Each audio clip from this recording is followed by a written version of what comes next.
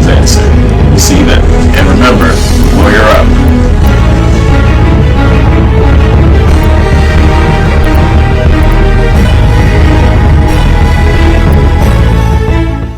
Hello, hello, hello. Welcome, everybody. I missed you guys. This is the fourth episode of the Lawyer Up with Steve podcast on Boss Up Houston Network. How's everybody doing? Hope you're doing great. Hope you all are making it with this tough weather we have outside.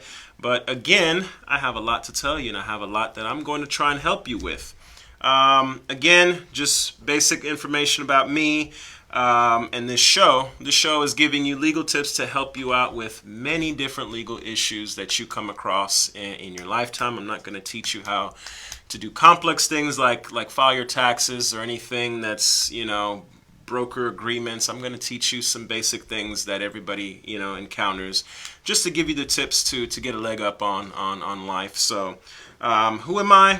I'm an attorney that practices primarily in Fort Bend and Harris County. I also practice in different aspects across the state and across the country as well. I have clients in different parts of the country, and I do a variety of legal issues. So I'm not going to just stick into one legal issue, talk about just family law, or talk about just estate planning, or talk about criminal law. I'm going to talk about a little bit of everything just to give everybody, spice up your education. Let's just put it that way. So today, what are we talking about?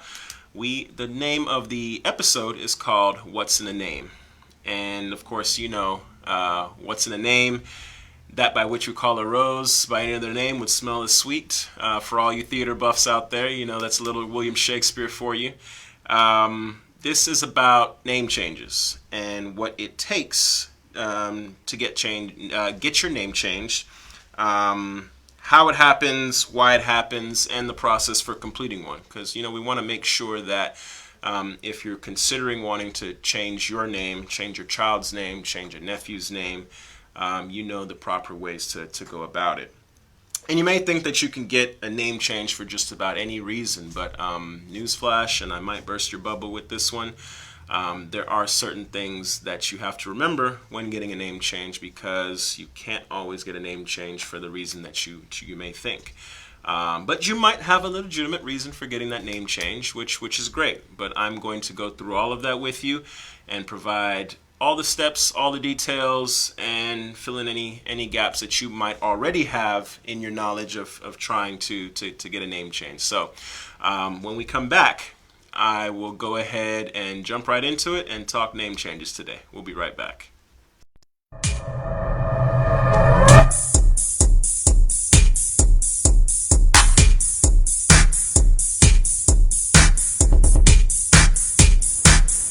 Wanna be a boss? You're watching Boss Up Houston Network.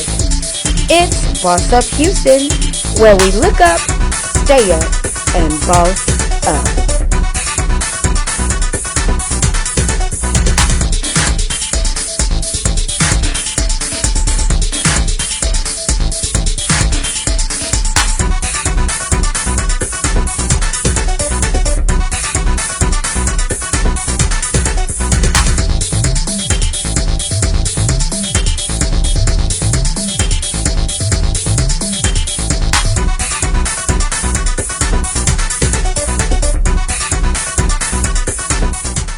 Welcome back, Lawyer Up with Steve. We are here talking about changing your name.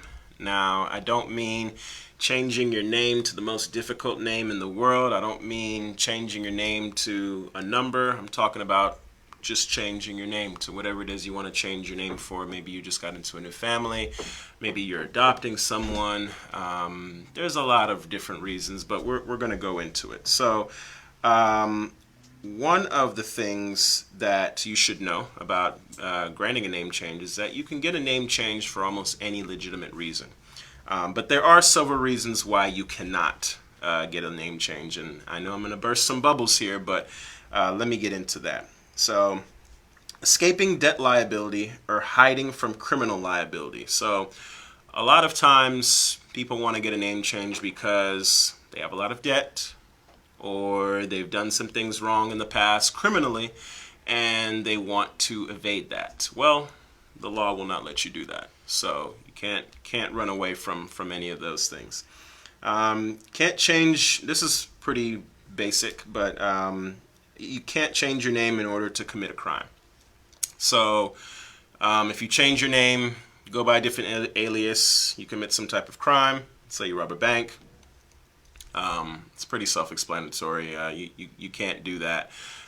They will go ahead and, well, even if you changed your name and then you committed the crime, they will still link you to the person, the name that you were in any instance. So it's pretty self-explanatory. You can't change your name with the intention to mislead, which usually involves taking the name of a famous person. Now, courts typically do not allow this unless you have a convincing reason that is related to the famous person or the use of his or her name.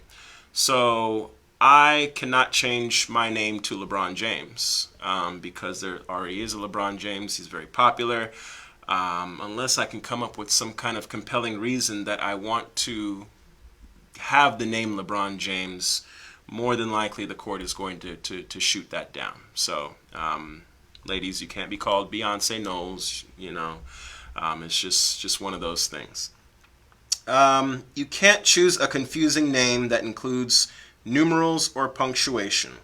Although courts have permitted people to spell out numbers, for the example, 7 instead of the number 7. So there are names that include numbers, spell it out, that might be permissible, but it's just on a case-by-case basis. But you can't just say, I want to be called Red 13. That they're not going to allow that type of thing unless you spell out 13 or you have a reason for doing so. But it's a little bit confusing. And you can't choose a name that would intimidate, offend, be considered obscene, or used as a racial slur. Now that kind of goes without saying. I won't say all the different types of obscenities and racial slurs. This is a family show, so. But you can't do it. You can't take on any names, that are going to be used in a very threatening manner. That includes, a racial slur or anything that may be comfortable for you to say, and around your friends and your family. But you can't have a legal name change into one of those things. Now, what are the reasons for a name change? The most common reasons for a name change are if you're getting married and you're getting a divorce. Those are the two biggest reasons. And what do you need for that? When you are getting married, all you need is your marriage license. Then you can go to the appropriate authorities and then change your name. And then for divorce, what you need is the divorce decree signed by a judge, stating that he or she has granted you that name change. So the fact that you get a divorce does not automatically mean you get to change your name. And Steve, why do you say that? Well, a lot of times people forget to include in the divorce decree that they want a name change. And a lot of times that is for you ladies out there.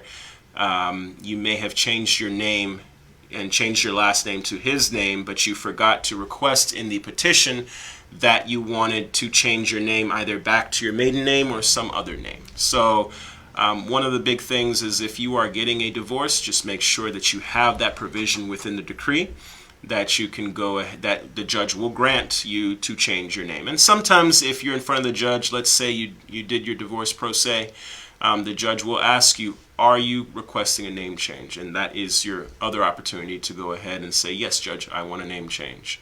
And then they will either modify the order there on the spot, if you're lucky, or they will ask you to submit an order that has that request for name change within it. So,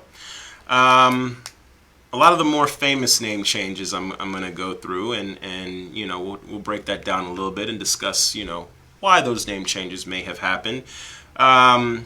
We have the Lieutenant Governor of Texas. His name is Dan Patrick. Now, that wasn't always his name.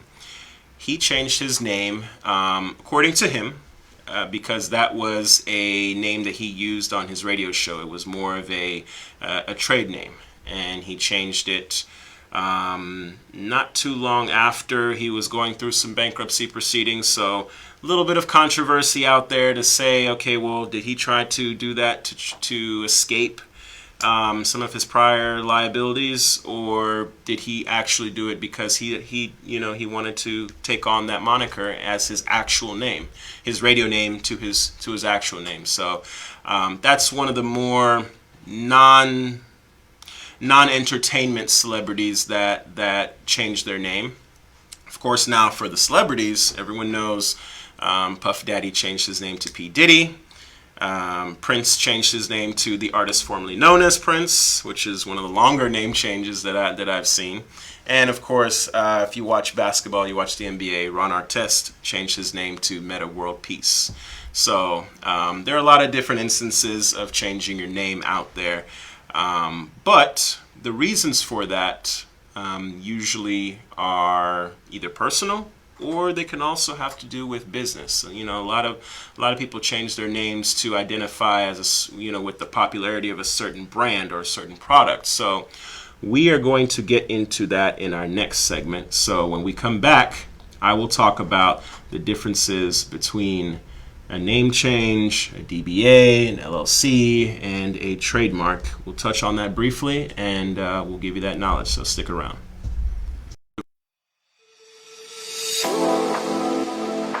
Hello again, Stafford. We are extremely proud of the diverse community we have in Stafford.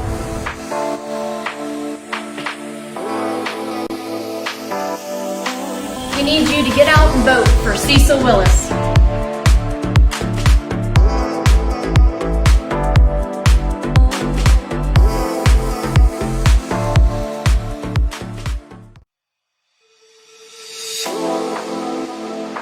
Hello. Breakfast at TV, take one. That's all it's gonna take. Riggin' Daddy's on the beat. Wine, dime, killing time, heard it through the grapevine. The type of you that like to get dime anytime. Wine, dime, killing time, heard it through the grapevine. You the type of you that like to get dime anytime. Wine, dime, killing time, heard it through the grapevine. And you the type of you that like to get dime anytime. Northeast sipper, Moet, Patron flipper. Do you the type of girl that like to pull down the zipper? I like that shoe. Etouffee, appetizer. After this, I'm digging your thighs. Real debonair's eye. Look in your eyes, you gotta squirt before you Go sit down, baby. Go sit down. and I'm impressed with your waist, petite shape in your thigh. Compliment you on your booty and your hair and your booty. Hey. Here you go, baby. Wine, dine, killing time, heard it through the grapevine. You the type of dude that like to get dine anytime. Comfort zone with you. Cut. Welcome back, everybody. This is Steve Okoraha on the Lawyer Up with Steve podcast. So what we were talking about before was the different name changes that have happened, what reasons you can and can't get a name change. Hope you learned quite a bit from that. What we're going to talk about now is the differences in the different ways you can get a name change for what you want to do. And also, added bonus, I forgot to tell you guys this before the break, we're going to talk about the differences between getting an adult name change and a child name change. There's a lot of similarities, but just a little bit of differences. So we're going to go into that right now. So, I told you before the break, you can get a name change in court. But maybe you run a business and maybe you want to use that name as your name in order to sell products or give services. So a step up from that would be to actually go and file a DBA. Now, what is a DBA? It means doing business as. So you go and file with the county clerk that you want to have this business name. And that allows you to transact business, to do business in the city, in the county, as that name. Now, can anybody else use that name? Yes. In surrounding cities and other cities, if you live in Houston, if someone else goes and files it in El Paso, that's fine. There's, you can have conflicting names. But you're saying, Steve, well, what's the point of that if someone can take my name?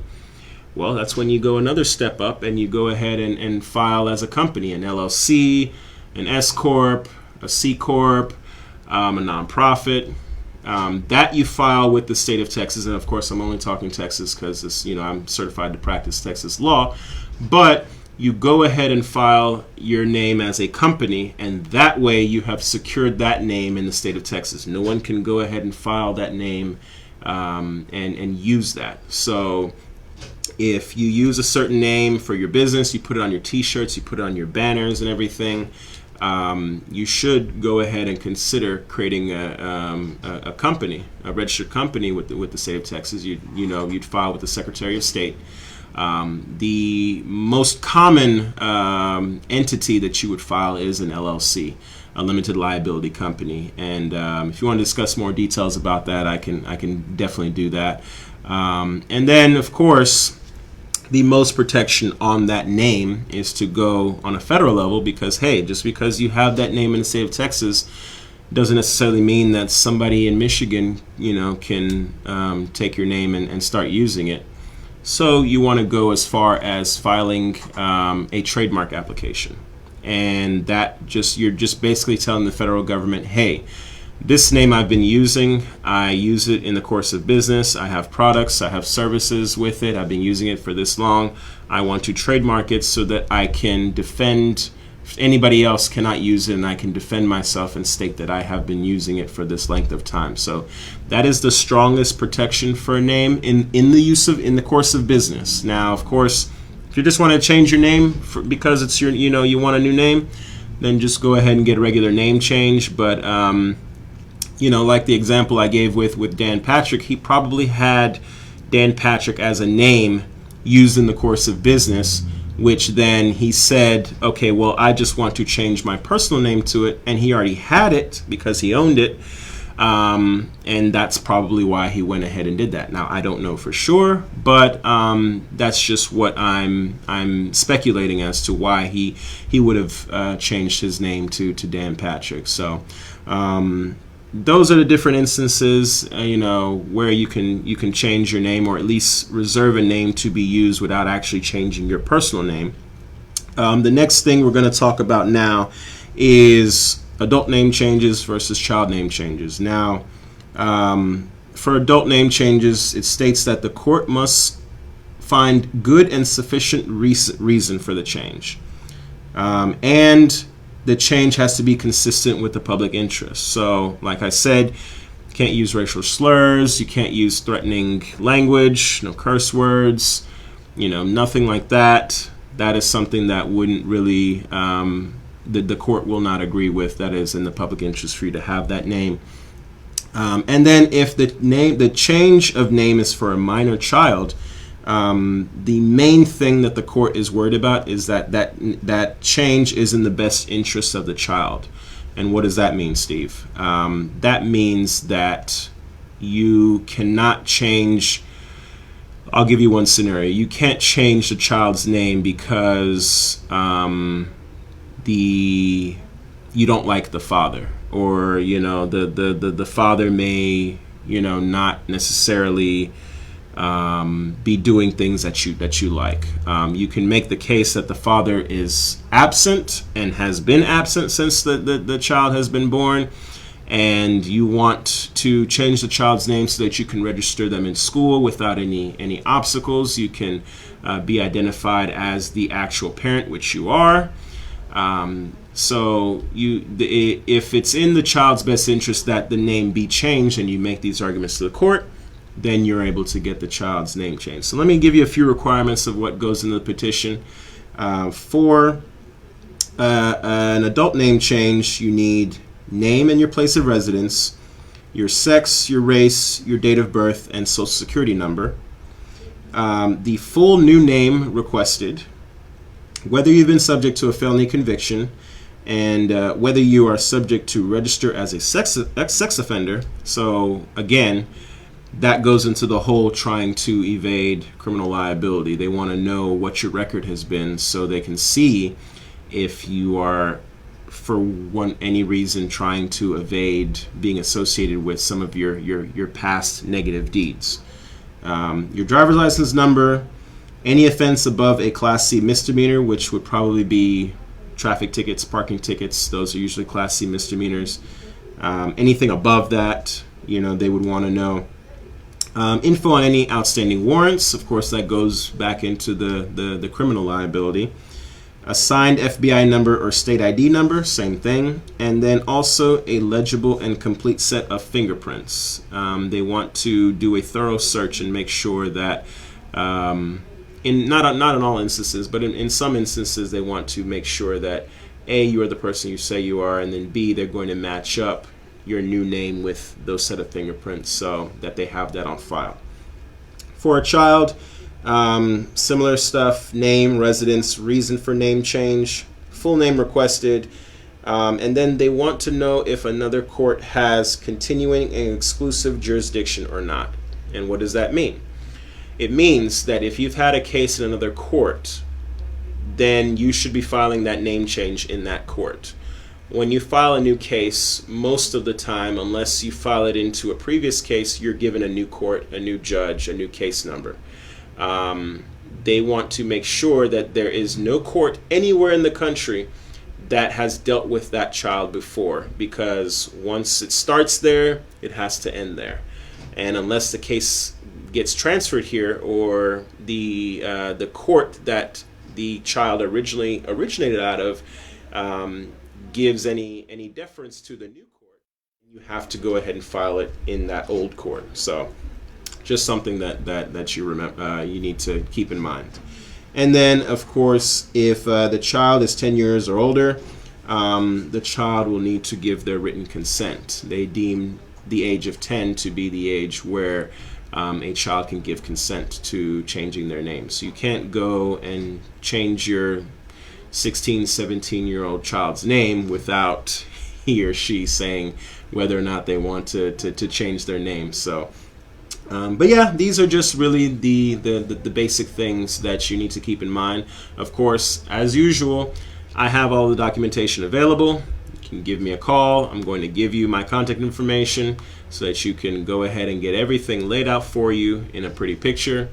But when we come back, I'll give you just some last minute tips, a little bit about what you're going to need in order to get this name change done.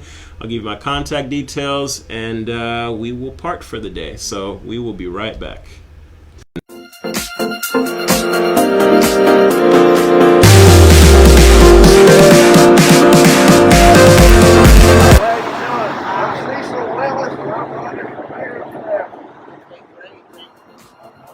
City council for 36 years, and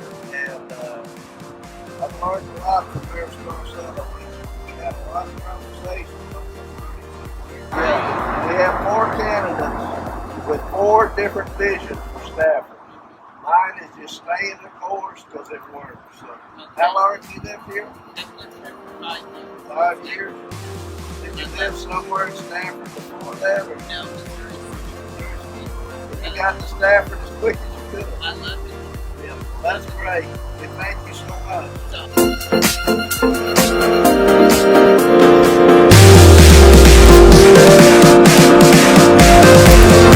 See you. Thank you for giving this that sign.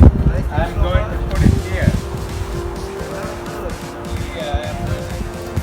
Okay. I just wanted to let you know this sign and this post right here is going to put me over the top. Yeah, We're going to win with this sign. definitely.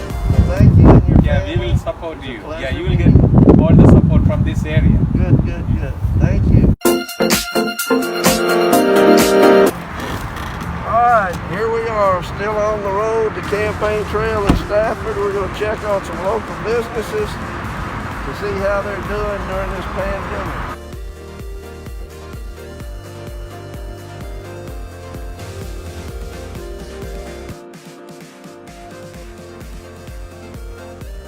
Okay? Yeah. Cecil Willis, I'm running for Mayor Stafford. I'll drop those by.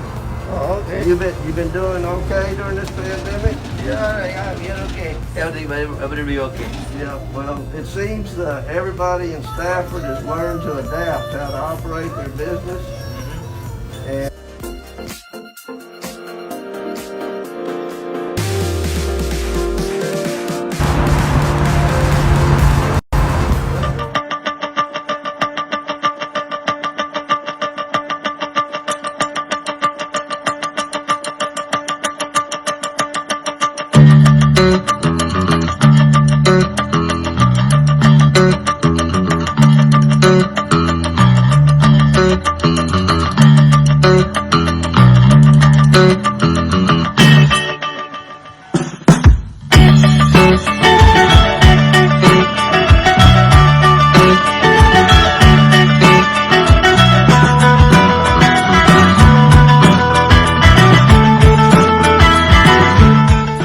Welcome back, everybody. You're on the Lawyer Up with Steve podcast.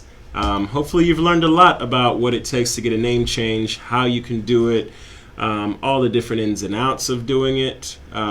Just want to make sure you have a little bit more details about what you need to do in order to get that done.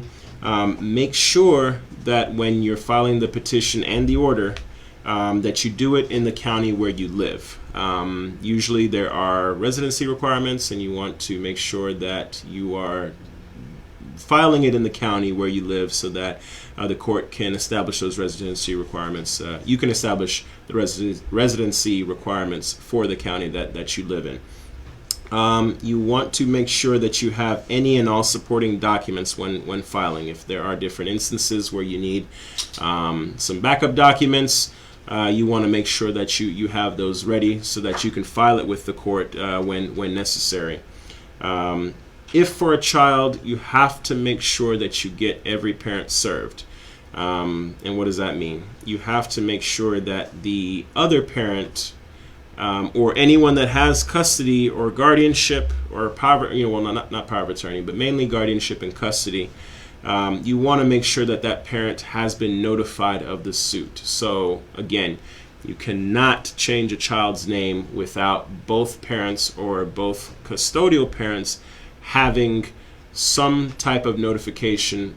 They've been served with a citation from the court.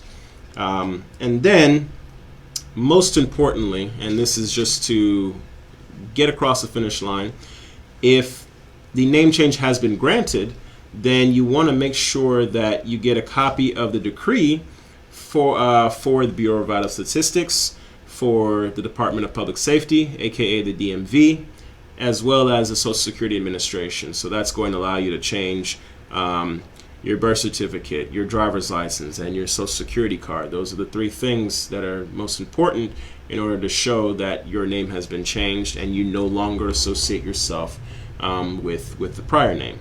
So that's pretty much it. As I told you, I also have a lot of information that can help you with this. I have a little booklet here called Name Changes in Texas. This is published by the Texas Young Lawyers Association, so I have plenty of these. You can come and get them for free. You don't have to pay for them. I promise if you walk through the door, I will not charge you. But if you ever need any information, you can definitely come to my office and pick one up. My contact details, email again, contact@goodmanmcgill.com. Phone number, 833-529-9748. My website is www.goodmanmcgill.com, and I am also on Facebook, Instagram, Twitter, and LinkedIn. So feel free to reach out to me in all of those many ways, and ask me whatever questions you have about your legal issues. Tell me about the show, what you like about it, what you don't like. I'm open and I'm all ears all the time. So, and remember, when life gets you down, remember to lawyer up. Thank you guys, and we'll see you next week. Have a good one.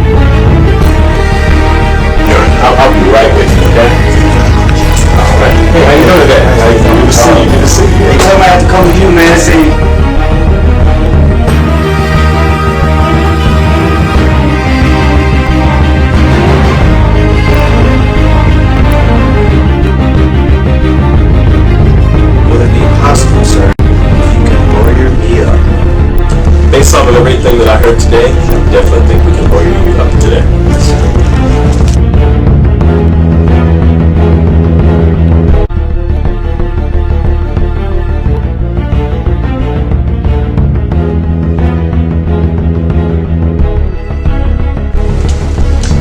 Tune into the Lawyer Up with Steve podcast on the Boss Up Houston Network. Come get your questions answered. We'll see you then. And remember, lawyer up.